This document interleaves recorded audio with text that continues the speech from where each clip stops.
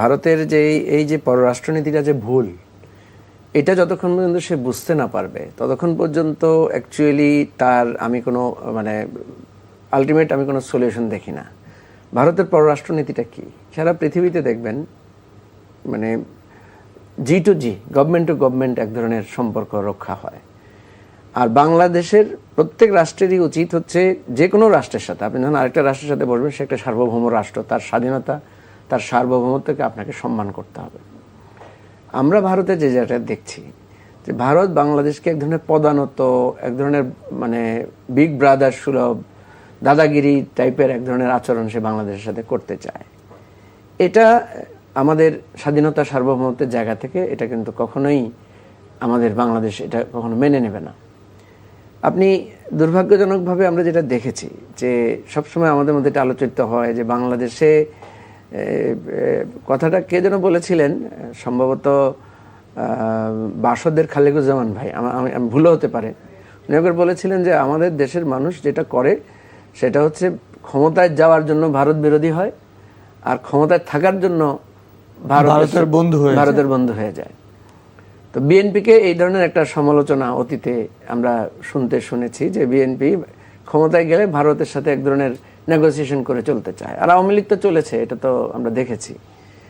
Even জামাতের বিরুদ্ধে কিছুদিন আগে আমরা একটা শুনেছি যে ভারতের কোনো একজন দূতের সাথে গোপনে বৈঠক করেছে, এই ধরনের একটা খবর চাউর হয়েছিল এবং সেই পক্ষ থেকে না করা হয়েছিল যে ওই বৈঠকটার কথা যেন জনপরিসরে না আনা হয়। তাহলে এখানে যেটা দেখা যাচ্ছে যে ক্ষমতায় যাওয়া, ক্ষমতায় থাকার ব্যাপারে এই যে একটা ধারণা যে ভারতকে কোনো মতে খুশি রাখতে হবে।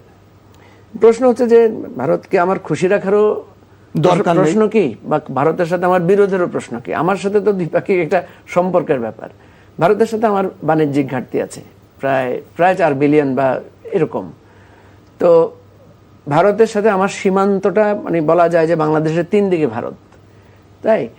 দ্বিতীয় হচ্ছে ভারতের সাথে আমার আবার কিছু অপূর্ব মিল আছে, সেটা হচ্ছে সাংস্কৃতিক একটা বন্ধন আছে, ভাষার মিল আছে, ধর্মের মুসলমান এবং হিন্দু ধর্ম, 2 ধর্মের দিক থেকে আমাদের ভারতে বিরাট একটা সংযোগ আছে।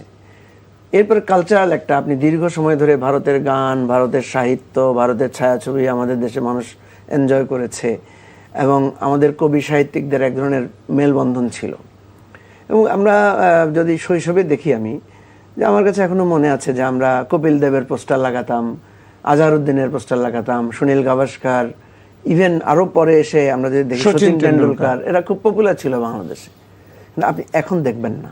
ইভেন আমাদের সময় আমরা দেখেছি রেখা, শ্রীদেবী, তারপরে আপনার অমিতাভ বচ্চনের পোস্টার ঘরে ঘরে থাকতো। এখন কিন্তু আপনি দেখবেন যে এটা নাই। ঠিক আছে, এটা নাই কেন? নাই এই জন্য যে বাংলাদেশের সাধারণ মানুষের মনের মধ্যে ভারতের প্রতি একটা সিরিয়াস লেভেলের একটা মানে অপছন্দ বা অশ্রদ্ধা তৈরি হয়েছে। এর কারণ হচ্ছে ভারতের একটা একপাক্ষিক নীতি। সে একপাক্ষিক নীতিটা কি? তারা সবসময় দেখা গেছে যে আমাদের উপরে এক ধরনের খবরদারি চালানো, আমাদের রাষ্ট্রের রাজনৈতিক জায়গায় হস্তক্ষেপ করার একটা প্রবণতা। সর্বশেষ যেটা হয়েছে যে এত বড় একটা গণ অভ্যুত্থান, যেটাকে সারা পৃথিবীর মানুষ সেলিউট করেছে, বাংলাদেশের এই গণ অভ্যুত্থান এটা তো অনিবার্য হয়ে গিয়েছিল। এবং এটা আমরা কেউই কল্পনা করি নাই যে রাজনীতির প্রথাগত নেতৃত্বের বাইরে গিয়ে সাধারণ ছাত্র জনতার নেতৃত্বে এরকম একটা অভ্যুত্থান হবে, গণবিস্ফোরণ হবে। এটা সারা পৃথিবীতে সেলিউট করেছে, সারা পৃথিবী এটাকে এনজয় করেছে। ইভেন ভারতেও কিছুদিন আগে আপনি দেখেছেন যখন ওখানে যে ককরোচ পার্টি নামে ছাত্র যখন আন্দোলন করেছে, তারা কিন্তু আমাদের এই আন্দোলনের এই মডেলটা গ্রহণ করেছে, এই মডেলটাকে, স্পিরিটটাকে তারা সেলিউট করেছে, মানে শ্রদ্ধা করেছে। এর আগেও আমাদের অভ্যুত্থানের সময় কলকাতাতেও মিছিল হয়েছে আমাদের অভ্যুত্থানের সপক্ষে। এখন প্রশ্ন হচ্ছে সেরকম একটা অভ্যুত্থানের যিনি খলনায়ক, যিনি খুনি, যিনি অলরেডি বিচারে যার ফাঁসি হয়েছে, সেরকম একজনকে ভারত আশ্রয় দিয়েছে।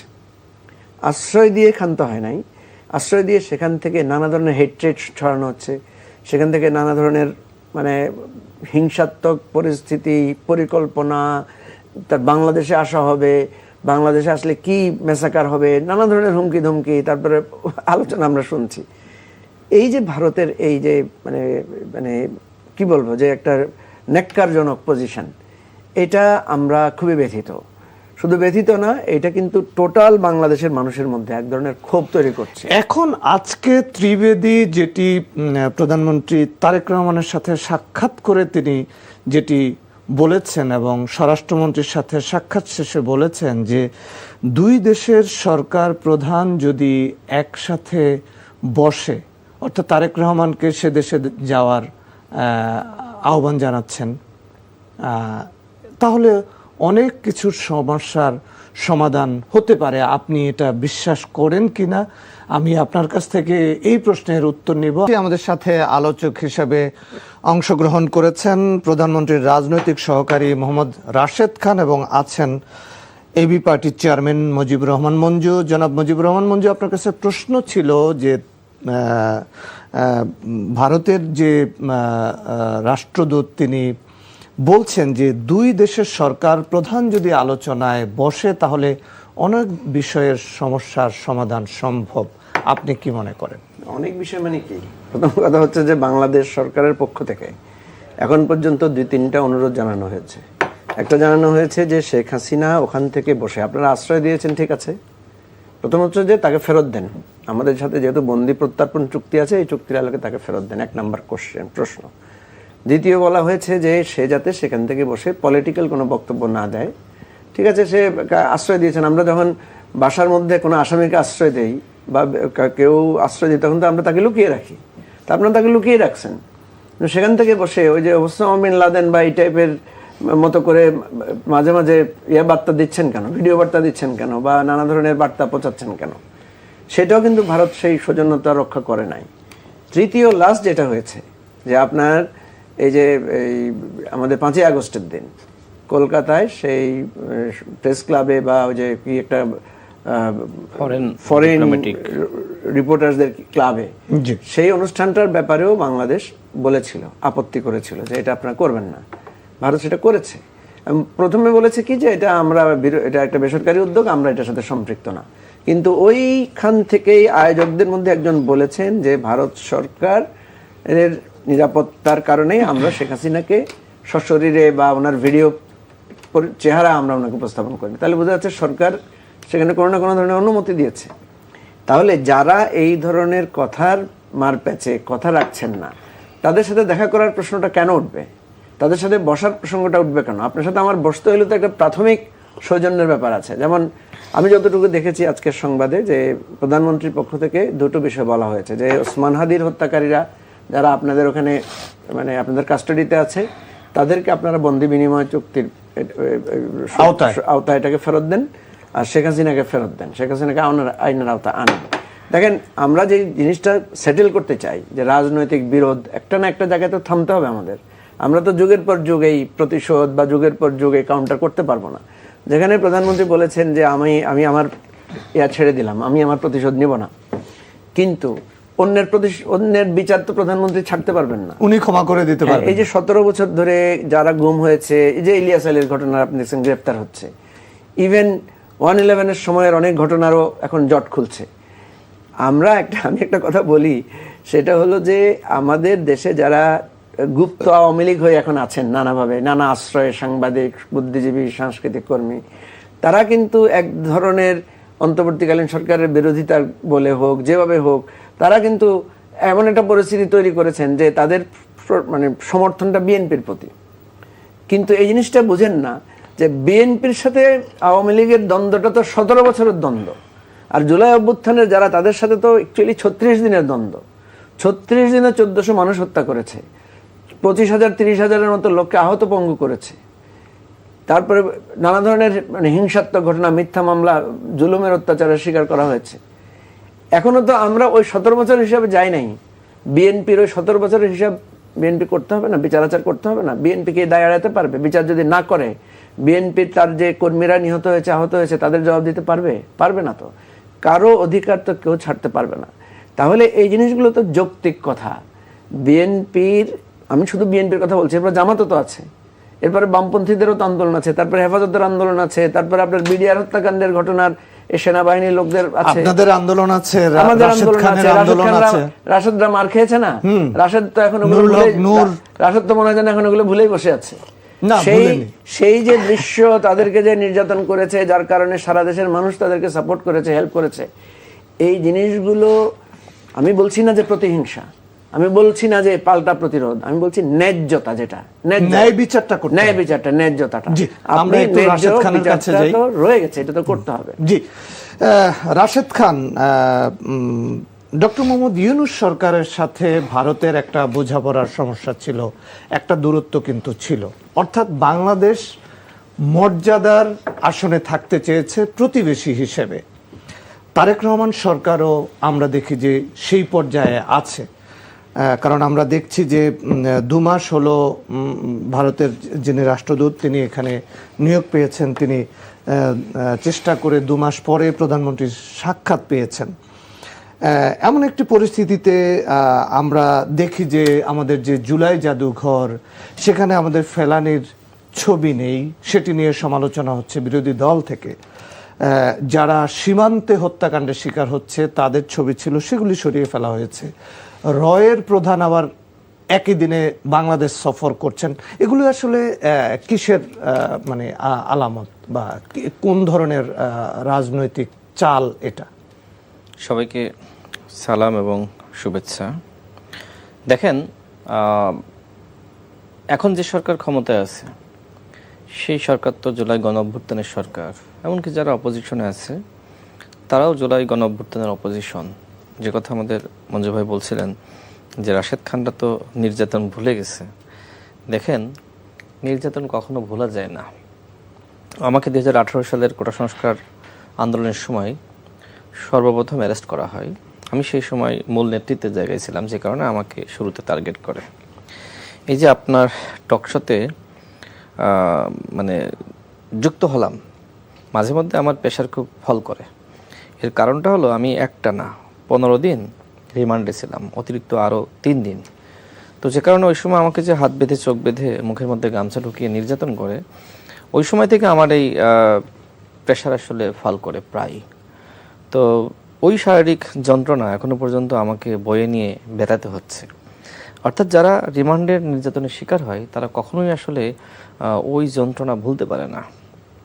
যেমন আমাদের মাননীয় প্রধানমন্ত্রী তিনি বলেছেন যে 11 সরকারের সময় আমার মেরুদণ্ড ভেঙে ফেলা হয়, আমি যদি এখন প্রতিশোধ নিই আমার এই ব্যথা যাবে না। তার মানে কি, তার ওই ব্যথা এখনো পর্যন্ত আছে। তার সাথে একদিন ব্যক্তিগত আলাপচারিতায় তিনি বলছিলেন তার সেই নির্যাতনের কথা, এবং অসহনীয় বেদনা এখনো পর্যন্ত তাকে পীড়া দেয়। তারপরেও ব্যক্তিগতভাবে তিনি যে প্রতিশোধ পরায়ণ হননি, সেটার জন্য আমি তাকে সাধুবাদ জানাই। যে বাংলাদেশের ইতিহাসে এমন একজন দায়িত্বশীল প্রধানমন্ত্রী আমরা পেয়েছি যিনি জুলুমের শিকার হয়েছেন, যিনি একজন মজলুম ছিলেন, তারপরেও বাংলাদেশের প্রধানমন্ত্রী হওয়ার পরেও এত ক্ষমতা, সমস্ত প্রশাসন সরকারের সাথে, তারপরেও আওয়ামী লীগের উপরে কোনো জুলুম করা হচ্ছে না। হ্যাঁ, আওয়ামী লীগের সাথে আমরা ন্যায় বিচার চাই। শেখ হাসিনা ভারতে পালিয়ে গেছে। অনেক বুদ্ধিজীবীরা বলে, বয়ান সৃষ্টি করে যে শেখ হাসিনা তো আসলে নেগোসিয়েশন করে গেছে, এটাকে পালিয়ে যাওয়া বলে না। আচ্ছা, যদি নেগোসিয়েশন করতে হয় সেক্ষেত্রে শেখ হাসিনাকে নেগোসিয়েশন গণঅভ্যুত্থানের শক্তির সাথে করা দরকার ছিল। সেটাকে বলা হতো যে শেখ হাসিনা বিদায় নিয়েছে বা শেখ হাসিনা চলে গেছে। যেহেতু ওই সময় পর্যন্ত শেখ হাসিনার প্রশাসন, শেখ হাসিনার প্রধানমন্ত্রী অবৈধভাবে, সুতরাং ওই প্রশাসনের সাথে যদি কোনো নেগোসিয়েশন হয়ে থাকে সেটা পালানোর নেগোসিয়েশন। তার মানে কি, শেখ হাসিনা পালিয়ে গেছে, এটা চিরন্তন সত্য। তারপরেও শেখ হাসিনা যদি বাংলাদেশে ফিরতে চায় আমরা তাকে ওয়েলকাম জানাই, কিন্তু শেখ হাসিনা বাংলাদেশে ফিরলে তার ন্যায় বিচার একমাত্র তাকে ফাঁসিতে ঝোলানো, তাও একবার ঝোলালে আমার কাছে মনে হয় কম হয়ে যাবে। তিনি যে এত মানুষকে হত্যার নির্দেশ দিয়েছে, এবং আমার কাছে মনে হয় যদি শেখ হাসিনা ভুল করত তাহলেও আবু সাইদ পর্যন্ত বা ওই দিন যে ধরনের ঘটনা ঘটলো ওইটার জন্য তিনি যদি অনুতপ্ত বোধ হতেন বা তিনি যদি আসলে দুঃখ প্রকাশ করতেন তাহলে আমার কাছে মনে হয় ভিন্ন প্রেক্ষাপট হতে পারত। কিন্তু আমরা লক্ষ্য করলাম যে 6 জন তো শহীদ হলোই, এরপরে আমার কাছে মনে হলো যে শেখ হাসিনা তিনি আসলে রাক্ষসী হয়ে গেলেন। মানে এই যে গুলি চালিয়ে মানুষ হত্যা করছে পুলিশ, এবং রক্ত, রাজপথে রক্ত আসলে ভাসছে, তো শেখ হাসিনা হয়তো তার প্রশাসনের শক্তি তিনি দেখতে চেয়েছিলেন যে আমার প্রশাসন এইভাবে আসলে দমন পীড়ন করে আমাকে ক্ষমতায় রাখতে পারে কিনা, তার একটা পরীক্ষা বা একটি সমীক্ষা করা। এবং সেই সমীক্ষা বা পরীক্ষায় শেখ হাসিনার আসলে পরাজয় হয়েছে। তারপরেও শেখ হাসিনা বাংলাদেশে ফিরলে তার সাথে আমরা ন্যায় বিচার করব, এবং সেই ন্যায় বিচার হলো বিমানবন্দর থেকে সরাসরি তাকে কারাগারে প্রেরণ করা, তাকে বিচারের মুখোমুখি করা, এরপরে ফাঁসির কাস্টে ঝুলিয়ে তার সাথে আসলে ন্যায় বিচার করা। এটি আমরা করব। আমরা কখনোই আসলে জুলুম করব না। দেখেন, গণ অভ্যুত্থানের পরে যদি বিএনপি জুলুম করা শুরু করত, তাহলে আমার কাছে মনে হয় যে আজকে দেশে যে শান্তি শৃঙ্খলা এবং দেশে মোটামুটি একটা সহনশীল অবস্থা বিরাজ করছে, এটা আসলে থাকতো না। এবং আওয়ামী লীগ যেটি করতো, আমার ধারণা, যেহেতু আওয়ামী লীগ একটি বড় দল, তাদের নেতাকর্মীরা এক ধরনের চরমপন্থী হয়ে যেত। আন্ডারগ্রাউন্ডে চলে গিয়ে বিভিন্ন জায়গায় বোমা নিক্ষেপ করা, আগুন জ্বালিয়ে দেওয়া, এই কাজগুলো করত। যে কারণে আমার কাছে মনে হয় যে গণ অভ্যুত্থানের পরপর আমাদের বর্তমান মাননীয় প্রধানমন্ত্রী, ওই সময় তো বিএনপির অ্যাক্টিং চেয়ারম্যান ছিলেন, তিনি কিন্তু সর্বপ্রথম জাতির উদ্দেশ্যে যে অনুরোধ করেছিলেন যে আমরা জুলুম করব না, আপনারা সবাই মসজিদ পাহারা দেন, মন্দির পাহারা দেন, আপনারা সবাই শান্ত থাকুন। দেখেন, আওয়ামী লীগ যে কথা বলছিল, বিশেষ করে ওবায়দুল কাদের এবং তোফায়েল আহমেদ তিনি আমাদের ছেড়ে বিদায় নিয়েছেন, তারা কেউ বলছিলেন যে 3 লাখ মানুষ একদিনে মারা যাবে, 6 লাখ মানুষ একদিনে মারা যাবে। হয়েছে সেটা? তার মানে কি? তার মানে এদেশের গণ অভ্যুত্থানের পক্ষের শক্তি, সেটা বিএনপি বলেন, জামাত বলেন, আর এবি পার্টি বা গণ অধিকার পরিষদ বা এনসিপি, সবাই কিন্তু আওয়ামী লীগের সাথে প্রতিশোধ পরায়ণ হয়নি। তো যারা আসলে বলে যে বাংলাদেশের কোনো পরিবর্তন হয়নি, আমি তো দেখি অনেক কিছুর পরিবর্তন হয়েছে। বরং বিএনপি সরকার দায়িত্ব গ্রহণের পরে বাংলাদেশের একের পর এক পরিবর্তন। দেখেন, ইন্টারিমের সময় আমরা কি দেখেছি, আমাদের ডক্টর মোহাম্মদ ইউনূস স্যার তিনি আসলে এত ছোট প্রটোকল নিয়েছেন। এরপরে আমাদের উপদেষ্টারা এইভাবে আসলে তারা এত ছোট প্রটোকল নিয়েছে। দেখেন, আমরা ইন্টারিমের সময় দেখেছি, আমার কাছে মনে হয় যে ইন্টারিমের সময় যে ধরনের রাষ্ট্র ব্যবস্থা ছিল, ঠিক তার এখন থেকে অনেক ভালো অবস্থার মধ্য দিয়ে আমরা রয়েছি। এখন আমাদের অপোজিশনে যারা আছে, তারা তো নিজেরাই বলছে যে আমরা চাপ সৃষ্টি করবো না তো কি করব। তার মানে তারা এক প্রকার আসলে নিজেদের যে বিরোধিতা বা তারা যে আসলে অপোজিশনে আছে, সেটি দেখানোর জন্য হলেও তারা কখনো গণ অভ্যুত্থানের হুমকি দিচ্ছে। এখন তো আসলে আমাদের মাননীয় প্রধানমন্ত্রী যে স্টাইলে পলিটিক্সটা করতেছেন, তিনি জনবান্ধব এবং জননীতি, মানুষকে মূল্যায়ন করা, মূল্যবোধের রাজনীতি এবং বিনয়ের সংস্কৃতি, মানুষের সাথে যেভাবে মিশে যাওয়ার তিনি বলা যায় যে আন্তরিকতা প্রদর্শন করছেন। এখন দেখেন, আপনি সর্বশেষ দেখেন কক্সবাজার এবং চট্টগ্রামে মানুষ কিন্তু পঙ্গু পালের মতন তার পিছনে ছুটেছে তাকে এক নজর দেখার জন্য। এবং অনেকে স্যান্ডেল হাতে, মানে বৃষ্টি হচ্ছে, কাদা, তার মধ্যে স্যান্ডেল হাতে কেউ লুঙ্গি উঁচু করে, এবং অনেকে বলছে যে জিয়ার বেটাকে দেখার জন্য এসেছি, এক নজর দেখার জন্য। অর্থাৎ মাননীয় প্রধানমন্ত্রীর প্রতি মানুষের আস্থা বিশ্বাসের জায়গাটা অগাধ। এখন আমাদের অপোজিশনে যারা আছে, তারা আসলে কি নিয়ে পলিটিক্স করবে? অন্তর্বর্তীকালীন সরকার যে জুলাই জাতীয় সনদ নিয়ে এবং গণভোটের অধ্যাদেশ নিয়ে এক ধরনের জুয়ারি বলেন আর প্রতারণা বলেন, সেটি করেছিল। যেহেতু মঞ্জু ভাই নিজেও ছিলেন, আমিও ছিলাম। ওকে, আমরা যদি রাশেদ খান এই পর্যায়ে এখানে আপনার এই জায়গাটাতে আমরা আসব, বিরোধী দলের আন্দোলন। আমি আপনার কাছে যে প্রশ্নটির উত্তর চেয়েছিলাম যে ভারতের সাথে আমাদের যে সম্পর্ক, সেখানে এতদিন পরে ভারতের রাষ্ট্রদূত প্রধানমন্ত্রী এবং স্বরাষ্ট্রমন্ত্রীর সাথে সাক্ষাতের সুযোগ পেলেন। আজকে তারা বলছেন 2 সরকার প্রধান যদি একসাথে বসে তাহলে অনেক বিষয়ের সমাধান হবে। সেই মুহূর্তে আমরা বিভিন্ন গণমাধ্যমে দেখছি যে রয়ের প্রধান বাংলাদেশ সফর করছেন। অর্থাৎ এটা কি আবার বাংলাদেশের উপরে এক ধরনের কোনো প্রেশার কিনা? আবার আমরা দেখছি যে ফেলানির ছবি আমাদের জুলাই জাদুঘরে নেই, যারা সীমান্তে হত্যাকাণ্ডের শিকার হয়েছে, সেই ধরনের। আমি আপনাদের প্রশ্নের উত্তর দিতাম, আমার আসলে ওই বক্তব্য শেষ করতে 30 সেকেন্ড লাগবে। দেখেন, জুলাই জাতীয় সনদ নিয়ে এবং গণভোট নিয়ে আমাদের ভিতরে আসলে ভিন্ন মত ছিল, এবং আমাদের অনেক দলের পক্ষ থেকে নোট অফ ডিসেন্ট ছিল।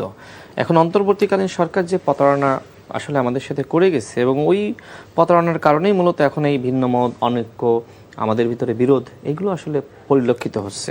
সেই সময় কিন্তু জুলাই সনদ স্বাক্ষরের আগে বিএনপির যে বক্তব্য ছিল, স্বাক্ষরের পরেও একই ধরনের প্রতিবাদ বিএনপি জানিয়েছে, যে সময় নোট অফ ডিসেন্ট ফেলিয়ে দিয়েছে। আমার প্রশ্ন হলো, আপনি যদি নোট অফ ডিসেন্ট না চান, 9 মাস আলোচনা কেন করলেন? আবার আপনি স্বাক্ষরের আগে যে বইটা দেখালেন, যে উইথ নোট অফ ডিসেন্ট স্বাক্ষর করালেন, এরপরে কেন বাদ দিলেন? তার মানে কি? তার মানে কিন্তু জনগণের সাথে প্রতারণা কিন্তু ওই সময় অন্তর্বর্তীকালীন সরকার করলো। এরপরে গণভোটের অধ্যাদেশ, দেখেন 4টা প্রশ্ন 1টা উত্তর। ওই সময় কিন্তু বিএনপির সংগ্রামী মহাসচিব তিনি কিন্তু প্রেস রিলিজ দেওয়ার মধ্য দিয়ে প্রতিবাদ জানিয়েছিলেন। বিএনপির নির্বাচনী ইস্তেহারটা একটু খেয়াল করবেন। বিএনপি যে কথা সেখানে উল্লেখ করেছে যে আমরা যদি দেশের জনগণের ভোটে নির্বাচিত হতে পারি, আমরা ক্ষমতায় গেলে স্বাক্ষরিত জুলাই জাতীয় সনদ বাস্তবায়ন করব। এখন বিএনপি কি বলছে, আমাদের মাননীয় প্রধানমন্ত্রী কি বলছে? একই কথা, কোনো ভিন্নতা আছে? তার মানে কি? তার মানে বিএনপির নির্বাচনের আগের অবস্থান এবং বর্তমান অবস্থান একদম ক্লিয়ার। আর অন্তর্বর্তীকালীন সরকার যে প্রতারণা করেছিল, সেই প্রতারণাকে পুঁজি করে এখন আমাদের অপোজিশনে যারা আছে তারা আসলে এই বিভাগীয় সমাবেশ, মহাসমাবেশ, সামনে নাকি লং মার্চ করবে, সরকার পতনের আন্দোলন করবে, কেউ বা বলছে 1 দিনে, কেউ বা 7 দিনে, কেউ বা 3 দিনে। এখন তারা সম্মিলিতভাবে সিদ্ধান্ত নিক যে সরকারকে 1 মিনিটে ফেলিয়ে দিবে, নাকি 7 মিনিটে ফেলিয়ে দিবে, নাকি 3 দিনে ফেলিয়ে দিবে, নাকি 16 দিনে ফেলিয়ে দিবে। তারা ঐক্যবদ্ধভাবে এই সিদ্ধান্তে আসুক। সর্বশেষ আপনার যে কথা প্রশ্ন, দেখেন জুলাই জাতীয় আপনার জাদুঘর, তাই না? আমার কাছে মনে হয় যে এখনো পর্যন্ত এটি নিয়ে খুব বেশি সমালোচনা জামাতের পক্ষ থেকে, এনসিপির পক্ষ থেকে আমি আসলে দেখি নাই। তবে যে বিষয়গুলো আপনি উল্লেখ করছেন যে আসলে সেখানে আমাদের এনসিপির আহ্বায়ক নাহিদ ইসলাম, আমি বলেছি খুব বেশি, হ্যাঁ অভিযোগ 2-1টা আছে, কিন্তু খুব বেশি আপনার সমালোচনা তারা করেনি। হ্যাঁ, যে বিষয়গুলো আমাদের কাছে মনে হচ্ছে যে এই বিষয়গুলো আসলে বাদ গেছে, আমার কাছে মনে হয় সেগুলো অন্তর্ভুক্ত করা উচিত। এবং এই জুলাই জাতীয় জুলাই স্মৃতি জাদুঘর, এটা নিয়ে কিন্তু অন্তর্বর্তীকালীন সরকার কাজ শুরু করেছিল। তার ধারাবাহিকতায় বিএনপি সরকার কাজের অনেকটা সমাপ্তি ঘটিয়েছে। আরও অনেক কাজ বাকি আছে। আমার মনে হয় যে ফেলানির ছবি অবশ্যই থাকা উচিত, এবং বাংলাদেশের উপর যে আগ্রাসনগুলো অতীতে চালিয়েছে বা আরও যেগুলো, আমার কাছে মনে হয় সবগুলোই থাকা উচিত। ইনশাল্লাহ আস্তে আস্তে সবকিছু সংযুক্ত করা হবে। আর রয়ের প্রধানের কথা বললেন, দেখেন আমাদের দেশের যারা গোয়েন্দা প্রধান আছে তারাও পৃথিবীর বিভিন্ন দেশে যায়। এখন আসলে তিনি কেন এসেছেন, কি কারণে এসেছেন, সেটা এখনো পর্যন্ত আমি জানি না, বা এখনো পর্যন্ত আসলে সেই বিষয়টি আসলে স্পষ্ট না। তবে বাংলাদেশের যারা গোয়েন্দা প্রধান তারাও বিভিন্ন দেশে যান, আলোচনা করেন। হয়তো বাংলাদেশের গোয়েন্দা বাহিনীর সাথে তাদের গোয়েন্দা বাহিনীর কোনো আলোচনা হতে পারে। এর আগে যে সময় আমাদের স্বরাষ্ট্রমন্ত্রী একটি দেশের বাইরে গিয়েছিলেন, সেই সময় পাকিস্তানের গোয়েন্দা সংস্থার সাথে তথ্য আদান প্রদানের জন্য একটি চুক্তি হয়েছিল। এখন যেহেতু প্রতিবেশী রাষ্ট্র, এখন সেক্ষেত্রে আসলে কোন প্রয়োজনে বা কোনো তথ্য সংগ্রহ করার জন্য আসলে এখানে এসেছে কিনা আমি এখনো পর্যন্ত জানি না। যখন জানতে পারবো তখন আসলে মন্তব্য করা সম্ভবপর হবে। বাট আমরা মনে করি যে আমাদের সরকার সতর্ক রয়েছে। এবং আজকে দেখেন, সর্বশেষ যে কথা বলে শেষ করি, আজকে আমাদের মাননীয় প্রধানমন্ত্রী স্পষ্টভাবে জানিয়েছেন যে শেখ হাসিনাকে বাংলাদেশে ফেরত দিতে হবে। একই সাথে শহীদ উসমান হাদির খুনিরা, তাদেরকেও বাংলাদেশে ফেরত দিতে হবে। আচ্ছা, এর থেকে আসলে আর কি বক্তব্য আপনি সরকার প্রধানের কাছ থেকে প্রত্যাশা করেন, যেখানে সরাসরি শেখ হাসিনা এবং শহীদ উসমান হাদির খুনিদেরকে ফেরত চাচ্ছে, যেটা আমাদের মঞ্জু ভাই বললেন? তার মানে কি?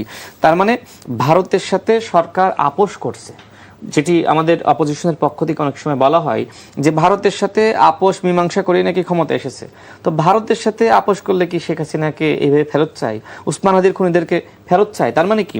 তার মানে বিএনপি আসলে সঠিক পথে রয়েছে। বিএনপি সবসময় আগ্রাসন বিরোধী ছিল, বিএনপি আগ্রাসনের শিকার হয়েছে, বিএনপি আধিপত্যবাদের বিরুদ্ধে লড়াই করেছে, বিএনপি সবসময় চোখে চোখ রেখে কথা বলেছে। বরং বিএনপি সরকার ক্ষমতা আসলে দেখেন আমাদের বিজিবির যে সাহসটা বেড়ে গিয়েছে। এদেশের জনগণের সেন্টিমেন্টের বাইরে গিয়ে কিন্তু আমাদের মাননীয় প্রধানমন্ত্রী তিনি কিন্তু ভারতে যাননি, এবং এখনো যে ভারতের পক্ষ থেকে তাদের ভারতের পক্ষ থেকে বারবার অনুরোধ করা হচ্ছে, এবং এখনো পর্যন্ত কিন্তু সিদ্ধান্ত নেওয়া হয়নি যে আমাদের মাননীয় প্রধানমন্ত্রী ভারতে যাবে না, যেটি আজকে আমাদের পররাষ্ট্রমন্ত্রী জানিয়েছেন। অর্থাৎ এদেশের জনগণের স্বার্থকেই সব থেকে বেশি প্রাধান্য দিবে আমাদের মাননীয় প্রধানমন্ত্রী এবং বিএনপি। এবং এই কারণেই কিন্তু দেখেন বিএনপির যে স্লোগান সবার আগে বাংলাদেশ, অর্থাৎ বাংলাদেশের জনগণের স্বার্থকে জলাঞ্জলি দিয়ে বাংলাদেশের জনগণের যে চিন্তা আদর্শ সেটিকে আসলে গুরুত্ব না দিয়ে আমার কাছে মনে হয় যে বিএনপি এমন কোনো সিদ্ধান্ত নিবে না। বিএনপি ইনশাল্লাহ জনগণের সাথেই থাকবে, জনগণের চাওয়া পাওয়াকে প্রাধান্য দিয়েই বিএনপি চলবে। বিএনপি দল হিসেবে হ্যাঁ বিএনপির ভুল হয়, এবং বিএনপি যারা করে তারা তো মানুষ, এই ভুলগুলো আমরা কিন্তু শুধরে নিই। কিন্তু জামাত ইসলাম যে ভুল করে, সেই ভুলের জন্য তাদের কোনো দুঃখ প্রকাশ আছে? ৭১-এর ভুল বলেন, ৮৬-র ভুল বলেন, সেই সেনা সমর্থিত ফখরুদ্দিন মঈনুদ্দিনকে সমর্থন দেওয়ার ভুল বলেন, সেই ভুলের জন্য এখনো পর্যন্ত জামাত ইসলাম কখনোই আসলে দুঃখ প্রকাশ করে না। অর্থাৎ বিএনপি তো মানুষ করে, আর এই মানুষ করার কারণে হ্যাঁ বিএনপির ভুল হয় এবং সেই ভুলগুলো বিএনপি শুধরে নাই। জামাত ইসলাম তার ভুলের জন্য কখনোই অনুতপ্ত বোধ নাই, কখনোই আসলে শুধরেও নেয় না।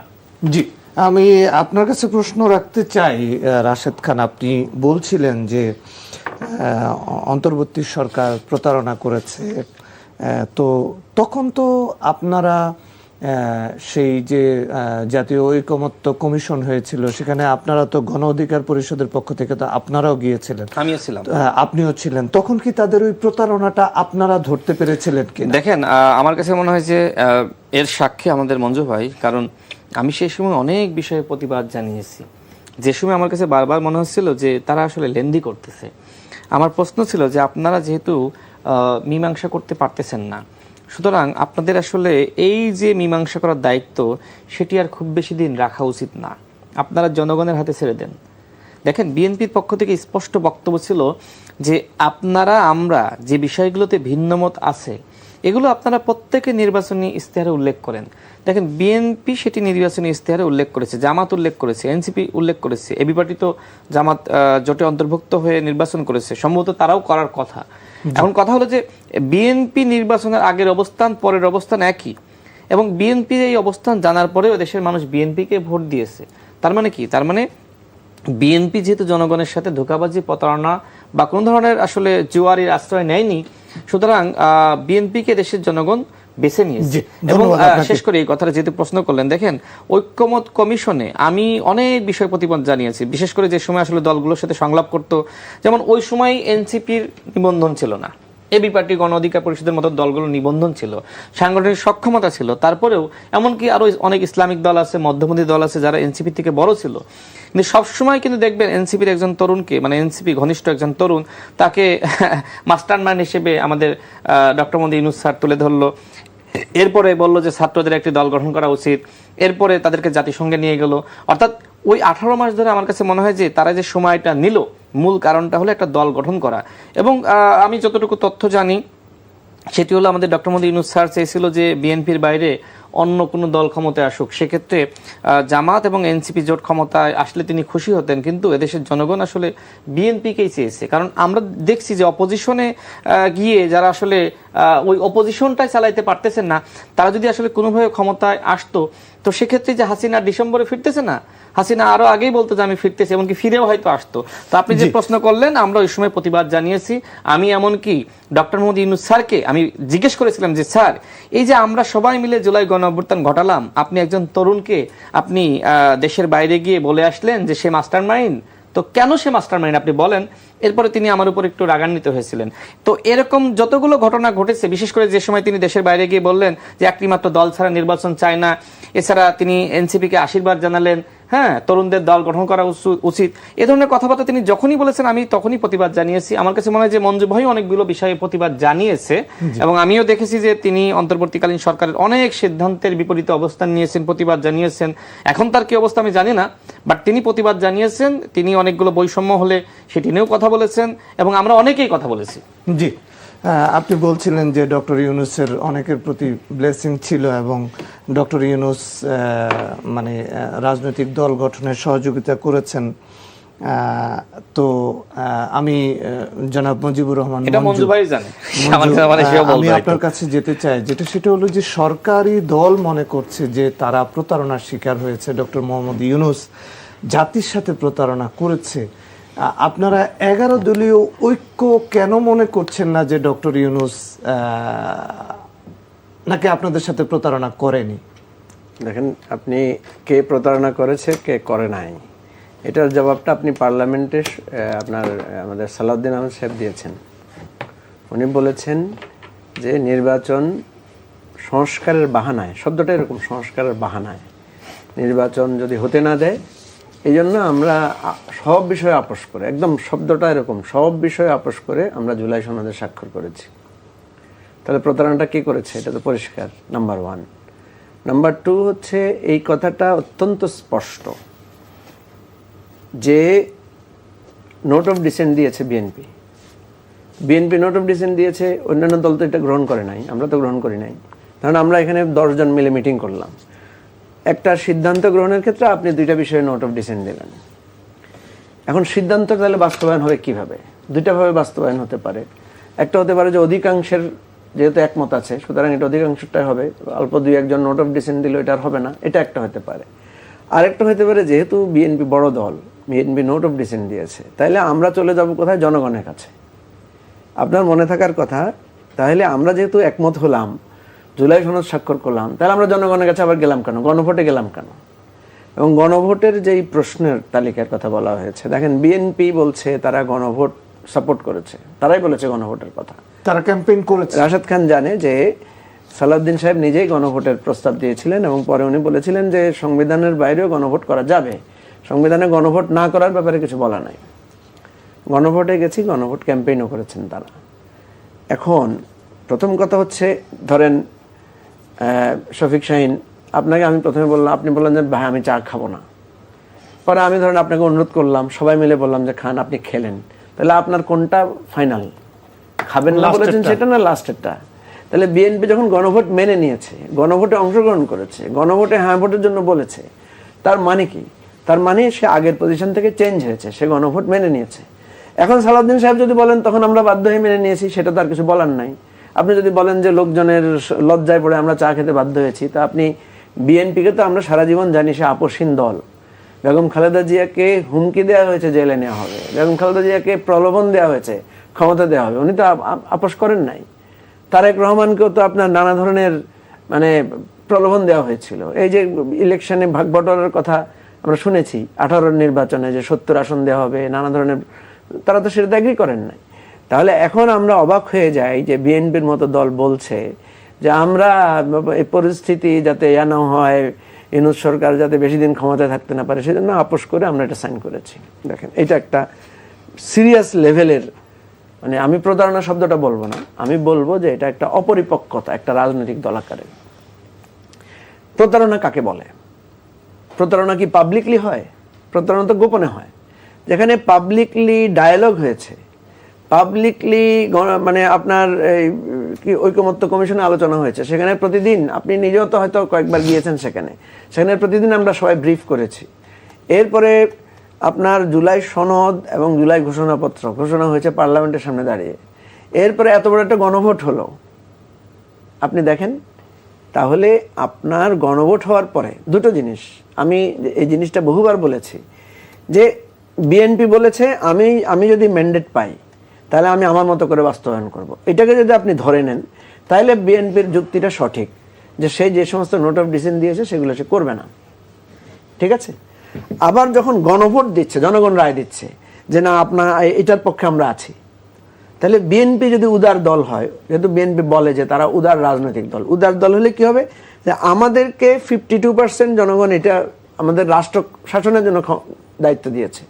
দেখেন, সংসদ নির্বাচনটা হয়েছে কে রাষ্ট্র শাসন করবে, কে প্রতিনিধিত্ব করবে এটা, আর গণভোটটা হয়েছে স্পেশালি জুলাই সনদের উপরে, সংস্কারের উপরে।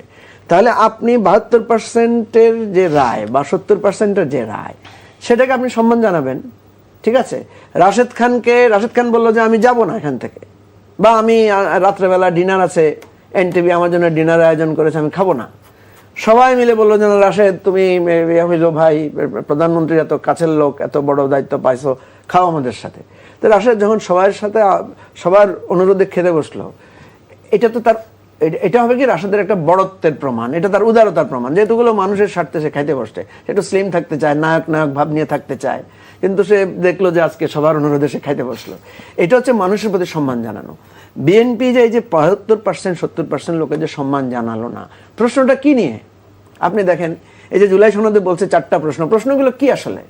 প্রশ্নগুলো এরকম যে ইউনূসের বাক্সে টাকা জমা দেওয়া বা জামাতকে ক্ষমতায় নিয়ে আসো, এটা প্রশ্নটা তো হচ্ছে একজন প্রধানমন্ত্রী এবং দলীয় প্রধান এক হইতে পারবেন না। আপনি রাস্তায় গিয়ে লোকদেরকে জিজ্ঞেস করেন, লোকের এটার পক্ষে, এটাতে কি অসুবিধা? এটা তো জনগণের পক্ষের কথা, এটাতে বিএনপি কেন মনে করছে তার ক্ষতি হবে? এটা তো সব দলের জন্য।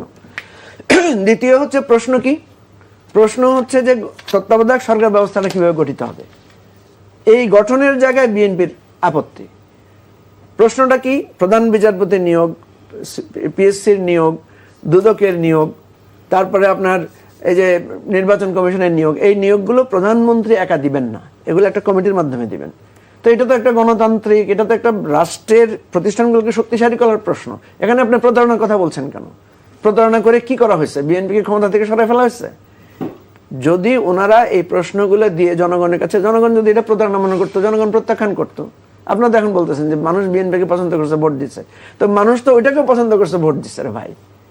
প্রশ্ন হচ্ছে আপনার জন্য যেটা সুবিধাজনক আপনি সেটা করছেন, আর যেটা আপনি মনে করছেন আপনার ক্ষমতার জন্য অসুবিধাজনক, আপনি আসলে বিচারপতিদের নিয়োগ আপনার মত পছন্দ সে দিতে চান, আপনি দুদকের প্রধানকে আপনার মতো করে বানাতে চান, যেটা হাসিনা বানাইছে। তো আপনি বানাইতে চাইলে কি হবে? বানাইতে চাইলে স্বাভাবিকভাবে ওই যে 70% লোক যারা ভোট দিয়েছে তারা তো মনে করবে আপনি তাদেরকে অবজ্ঞা করছেন। প্রতারণা ইউনূস আপনাদের সাথে করছে আপনারা বলছেন, আর আপনারা 70% লোকের সাথে প্রতারণা করছেন। আমি প্রতারণা শব্দটা বলতে চাই না, এটা খুবই অ্যাগ্রেসিভ ওয়ার্ড। কথা হচ্ছে বিএনপি তো আমাদেরই আন্দোলনের সহযাত্রী। এখন রাশেদ খান বিএনপির প্রশংসা করছেন সারা জীবনের, বা রাশেদ খান যদি আগেই বিএনপিকে এত ভালো জানতো তাহলে তো সে গণ অধিকার পরিষদ নামে দল করতো না, সে বিএনপিতে জয়েন করতো। বিএনপিতে তো সে জয়েন করে নাই, বিএনপিতে জয়েন করছে ইলেকশন উপলক্ষে। আমি তাকে জিজ্ঞেস করেন, আমি তাকে পরামর্শ দিয়েছি বিএনপিতে জয়েন করার জন্য, সে অস্বীকার করতে পারে কিনা?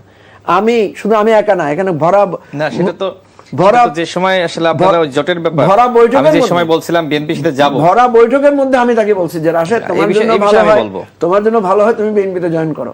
আরো অনেক সাক্ষী আছে, সেও জানে সেটা। এখন কথা হচ্ছে আমরা কে বিএনপি করি, কে জামাতের সাথে জোটে গিয়েছি, সেটা একটা আলাদা প্রশ্ন। আমি একটা কথা বলি, রাশেদ খানকে আমি বলেছি যে সে তার উপর নির্যাতন ভুলে গেছে। কেন বলেছি? এটা দুষ্টামি করে বলি না, কিন্তু এটা মিন করে বলেছি। কারণ আমি রাশেদের কাছে জানতে চাই তার উপর যে নির্যাতন হয়েছিল, তাকে যে আঘাত করা হয়েছিল, তাকে যে ওই যে তুলে নিয়ে যাওয়ার সময় সে যে বলছিল যে আপনি আমাকে বাঁচান বাঁচান, সে কি কারো বিরুদ্ধে মামলা করেছে? হ্যাঁ, কারো বিরুদ্ধে সাক্ষী দিয়েছে? মামলা করেছে। আমি আন্তর্জাতিক অপরাধ ট্রাইব্যুনালে যে সময় তাজুল ইসলাম ভাই আমরা চিফ প্রসিকিউটর, সে সময় মামলা করেছি। আমরা এই সমস্ত বিষয়ে প্রত্যেকটা ইস্যুতে ট্রাইব্যুনালে গিয়েছি, সাক্ষী দিয়েছি, মামলা সাক্ষী হয়েছি। আমার কথা হচ্ছে আমরা কোনো ধরনের প্রতিহিংসা চাই না, প্রত্যেকটা ঘটনার বিচার চাই, প্রত্যেকটা ঘটনাকে। আপনাকে ধন্যবাদ জানাচ্ছি। রাশেদ খান, আপনি বলছিলেন যে বিরোধী দল চালাতে পারছে না, সেই ক্ষেত্রে সরকারি দল হিসাবে আপনারা বিরোধী দলকে কোনো সহযোগিতা করবেন কিনা? যেমন সাবেক স্বৈরাচার শেখ হাসিনা, তিনি অনেকগুলি দলের প্রধান ছিলেন, জাতীয় পার্টির প্রধান ছিলেন, তিনি ইনম মেননের দলের প্রধান ছিলেন। আপনারা বিরোধী দলকে সহযোগিতা করবেন কিনা? আরেকটি হলো, আপনি যখন গণ অধিকার পরিষদ করতেন, যখন আপনি নির্যাতিত ছিলেন, তখন আপনারা বিভিন্ন ইস্যুতে আন্দোলন করেছেন। একটা হলো যে স্বাধীন বিচার ব্যবস্থা থাকবে, স্বাধীন বিচার ব্যবস্থা সচিবালয় থাকবে, গুমের অপরাধের বিচার হবে। আপনারা এখন এসে গুম যে অধ্যাদেশ যেটি হলো সেটি বাতিল করে দিলেন। অর্থাৎ আপনি এখন তখন যে অবস্থায় ছিল, যে দাবিগুলি আপনার ছিল, আপনি নির্যাতিত হিসাবে, এখন সেই দাবিগুলিতে আপনি অটল কিনা, নাকি ক্ষমতায় আসলে পরে এই দাবিগুলির কথা ভুলে যেতে হয়? আচ্ছা আচ্ছা, সেটি একেবারে সংক্ষেপে বলবেন, আমরা শেষ পর্যায়ে আছি। হ্যাঁ, দেখেন মঞ্জু ভাই যেটি বললেন যে আমি রাশেদ খানকে পরামর্শ দিয়েছিলাম বিএনপিতে যাওয়ার জন্য। দেখেন যে আলোচনা হয়েছিল রূপায়ণ টাওয়ারে নির্বাচনের ঠিক আগে, সেখানে গণ অধিকার পরিষদ, এনসিপি, এবি পার্টি, রাষ্ট্র সংস্কার আন্দোলন, সেখানে এনসিপির আহ্বানেই আমরা একসাথে বসেছিলাম এবং সেখানে নাহিদ ইসলাম সহ তাদের নেতৃবৃন্দ যারা ছিল সবাই বলেছিল যে আমরা আর যার সাথেই যাই না কেন জামাতের সাথে জোট করব না। এই ব্যাপারে তারা ঐক্যমতে এসেছিল। এমনকি রাষ্ট্র সংস্কার আন্দোলন, এই দলটি বিএনপির সাথে যুগপৎ আন্দোলনে ছিল। তাদেরকে বলল যে আপনারা আমাদের সাথে আসেন, আমরা নতুন একটি জোট করব, আমরা কারোর সাথে যাব না। তো রাষ্ট্র সংস্কার আন্দোলন তো আসলো, আসার পরে কি করলো দেখেন, আমাদের সাথে যখন এই ধরনের আলোচনা হচ্ছে, এমনকি এবি পার্টির সাথে ভিতরে ভিতরে জামাতের সাথে তারা চুক্তি করে বসেছে যে এই দলগুলোকে আমাদের সাথে আনবো, আমরা আসলে এতগুলো আসন চাই। তো এই বিষয়গুলো তো, এই তথ্যগুলো তো আমাদের কাছে আসছিল নানানভাবে, যে কারণে আমি ওই সময় বলেছি 2022 সাল থেকে বিএনপির সাথে যুগপৎ আন্দোলন করি। দেখেন এবি পার্টি কিন্তু ঘোষণা দিয়ে যুগপৎ আন্দোলনে ছিল না, কিন্তু বিএনপি যে কর্মসূচি ঘোষণা করত তারা সব ধরনের কর্মসূচি পালন করত, অঘোষিতভাবেই তারা যুগপৎ আন্দোলনে ছিল, সেটা স্বীকার করতে হবে। তো আমার প্রশ্ন ছিল যে বিএনপির সাথে 2022 সাল থেকে যুগপৎ আন্দোলন সম্পর্ক, এমনকি মাননীয় প্রধানমন্ত্রী তার সাথেও আমাদের সুসম্পর্ক, তো এখন আসলে তার সাথে প্রতারণা করে এখন আমি জামাতের সাথে যাব বা এনসিপির সাথে যাব। আচ্ছা, এনসিপি যদি মনে করতো যে আমাকে লাগবে, তাহলে গণঅভ্যুত্থানের পরপর যে সময় তারা আসলে রাষ্ট্রীয় সুযোগ সুবিধা ভোগ করছিল, ছাত্র উপদেষ্টা হলো, তখন কেন আসলে গণ অধিকার পরিষদকে সমস্ত ইতিহাস থেকে মাইনাস করলো? এই যে মঞ্জু ভাই আজকে বললো যে রাশেদ খান ওই সময় যে নির্যাতনের শিকার হয়েছে সে বাঁচাও বাঁচাও বলছিল, তার মানে কি 18 সালের কোটা সংস্কার আন্দোলনের প্রেক্ষাপটে 24 সালের গণ অভ্যুত্থান হয়েছে, তাই না? 24 আবার হয়েছে। কিন্তু আমি একটি দাবি করেছিলাম যে শুধুমাত্র কোটা সংস্কার আন্দোলনটা উল্লেখ করেন। দেখেন তারা লিখেছে 18 সালের আন্দোলন, কিন্তু 18 সালের কোটা আন্দোলন, এই কোটা শব্দটা বাদ দিয়েছে, কারণ 18 সালের কোটা সংস্কার আন্দোলন এই কথাটা আসলেই তো নুরুল হক নূর এবং রাশেদ খানের নাম আসে। তারা কতটা আসলে এই ধরনের অবজ্ঞা আমাদেরকে করেছে, করার পরে শেষ সময় এসে আমাদের হাত ধরে, পা ধরে, মাথা ধরে, শরীর ধরে, হ্যাঁ, নাহিদ ইসলাম বলেন, এই সার্জিস বলেন, হাসনাত বলেন, নাসিরউদ্দিন পাটোয়ারি বলেন, আমার পা ধরার অবস্থা সৃষ্টি হয়েছিল। ভাইকে জিজ্ঞেস করেন আমি মিথ্যা বলছি কিনা। আমি বলেছিলাম যে না, আমি তোমাদের সাথে জোটে যাব না। এবং শোনেন, আমি একমাত্র সেখানে একদম বলা যায় কট্টর, যদি বলেন কট্টর ছিলাম, যে না, তাদের সাথে আমি জোটে যাব না। হ্যাঁ, গণ অধিকার পরিষদের পক্ষ থেকে আমাকে অনুরোধ করা হয়েছিল, কিন্তু আমি বলেছিলাম যেহেতু আমি একটু শেষ করি ভাই, আপনি বলেন আমি ওই সময় আমার অবস্থান যা ছিল বিএনপির সাথে যাব। আমি ওইখানে স্পষ্ট করেছিলাম যে এমন কিছু ঘটে নাই যে আসলে আমি আসলে বিএনপিকে বাদ দিয়ে আমি আপনাদের সাথে জোট করব। এই কারণে ভাই হয়তো আমার এতটা খেয়াল নাই, এই কারণে হয়তো তিনি বলেছিলেন যে রাশেদ খানের উচিত গণ অধিকার পরিষদ না করে আসলে বিএনপিতে জয়েন করা, এই বাস্তবতা তিনি বলেছিলেন। তো সিক্রেট আলোচনার অনেক কথা আমি আসলে বলতে চাই না, বাট এতটুকু বলতে চাই একদম শেষ পর্যায়ে যে এনসিপি যদি আসলে চাইতো যে এবি পার্টি, গণ অধিকার পরিষদ সহ আরো অনেক দলকে নিয়ে তারা কিছু একটা করবে, তাহলে এই যে এমনকি দেখেন এবি পার্টির লোকজনকে এনসিপি ভাগিয়ে নেয়। আপনি আপনার মিত্র যাকে মনে করেন তাকে কিভাবে ভাগিয়ে নেন? এটা তো প্রতারক। এবং এই প্রতারক এই কথা কে বলেছে? হাসনাত কায়ুম সাহেব বলেছে যে এনসিপি জাতির কি ক্ষতি করেছে সেটা এনসিপিও জানে না, এনসিপি জাতির সাথে প্রতারণা করেছে। যেখানে হাসনাত কায়ুম সাহেব তাদেরকে বিশ্বাস করে তাদের উপর আস্থা রেখে নতুন বন্দোবস্তের রাজনীতি করার জন্য আসলো, সেখানে জামাতের যে ভণ্ডবস্তের রাজনীতি, প্রতারণার রাজনীতি, মুনাফিকি রাজনীতি, সেই মুনাফিকি রাজনীতি এনসিপি করলো। তো এই কথাগুলো কি আমাকে বলতে হবে না? ভাই ভদ্রভাষায় বললেন, ভাই বললেন। আচ্ছা, যে আমি গণভোটে একটু বলি, রাশেদের এই কথাটা আমি একটু বলি শুধু, আমরা জামাতের সাথে জোটে যাওয়ার জন্য অন্যতম দায়ী হচ্ছে রাশেদ।